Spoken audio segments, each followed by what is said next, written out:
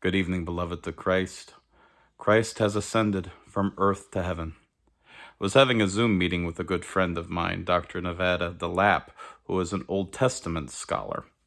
And I asked him what he preached about for Ascension, and he quoted me this marvelous psalm, Psalm 23 in the Orthodox Study Bible, or Psalm 24 in most modern translations. And both the beginning and the end of the psalm have phrases that are very familiar to Orthodox ears. The first few verses go like this: "The earth is the Lord's and the fullness thereof, the round world and they that dwell therein." And of course, if you pay attention at the end of a funeral service, this is what the priest says whenever he anoints the body with earth and oil before interring. Historically, this would be done literally right before the casket is lowered into the earth. But practically speaking, we tend to do this in the church. But notice when we quote these verses and what the verses say, talking about the Lord, about the earth belonging to the Lord, and all of the fullness, all of the stuff in it and about it belongs to God, okay? This relatively short psalm then ends with some other verses that are very familiar. "Lift up your heads, O gates, and be lifted up, O everlasting gates, that the King of glory may enter. Who is the King of glory? The Lord strong and mighty, the Lord mighty in battle." And again it repeats it. "Lift up your gates, lift up your heads, O gates, and be lifted up, O ye everlasting gates, that the King of glory may enter in. Who is the King of glory? The Lord of hosts. He is the King of glory." And of course, we remember this during one of the greatest moments of holy drama that we have during Easter, during Great and Holy Pascha, the Paschal procession outside, at least in the Greek and Antiochian tradition. The priest knocks on the door 3 times, saying this: "Lift up your gates, and be lifted up, ye everlasting gates." And then we have someone on the inside will say, "Who is the King of glory?" It's this marvelous back and forth. So we start on the one hand with this acknowledgement that the earth is the Lord's and everything within it. And then it ends talking about this warrior returning in triumph and demanding to be let into a walled city. And so what in the world is this psalm about? Well, we get into the meat of it, and then we'll understand why this is about ascension and how this is relevant. So I'm looking now, verse 3. So this is right after "the earth is the Lord's and the fullness thereof," right? Okay, verse 3. "Who shall ascend the hill of the Lord, and who shall stand in his holy place? He who has clean hands and a pure heart."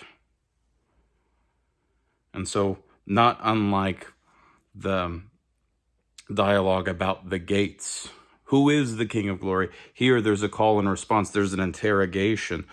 Who can ascend the hill of the Lord, and who shall stand in the holy place? And then the answer is back: whoever has clean hands and a pure heart. And notice where this takes place: on a mountain. Who can climb up the mountain? In so many cultures and places, something special happens on a mountain. Of course, Moses goes up a mountain and receives the 10 Commandments. In ancient Greece, there was a mountain in which the gods tended to dwell, Mount Olympus, of course. And then there are even artificial mountains which feature prominently.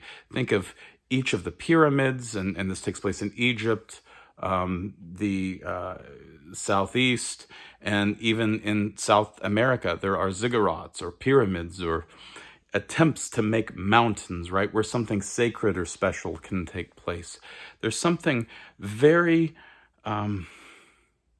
deep within us that says that if you want to get close to God, you got to climb up a mountain to do it. And here we have this question: well, who can climb up the mountain? Who can climb up to that mountain and meet God? We all have this desire to connect. And so we all are looking for the mountains and the pyramids and the ziggurats and those things that we could climb up to meet God. But we know fundamentally that this world which was created and fulfilled with all of the things that should point to God, somehow still there is an obstacle. And so we hear those voices calling out, well, who's really good enough? And we're looking for a hero. And in this world of so much hurt and brokenness, and all of the sorrow and the weirdness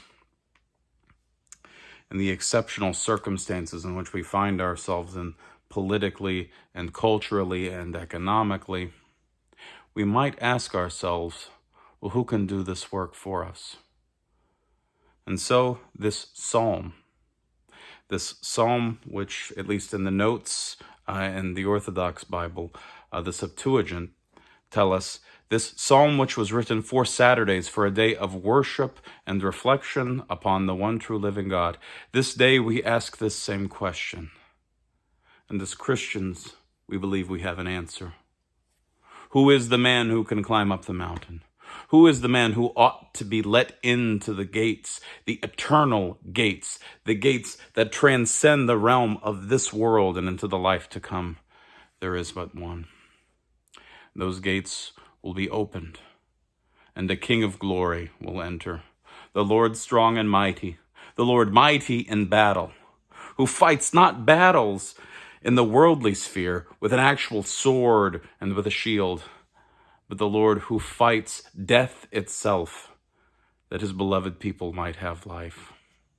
And so the round world and they that dwell therein, us, proclaim the truth of the King of glory.